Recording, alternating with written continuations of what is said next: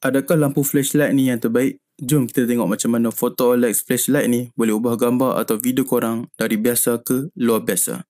Pernah tak lighting jadikan gambar korang flat? Ataupun subjek dalam gambar tu tak stand out langsung? Inilah dia Photo OLED flashlight. Jom kita buka kotak ni. Dalam ni korang akan dapat Type-C cable, silicone diffuser, 20 pieces of gobos projection cover, user manual, warranty card, cloth bag dan yang paling penting, lampu dari Photo OLED flashlight. Lampu ni best sebab dia solid dan dia juga ada ruang untuk kita pasang dekat tripod.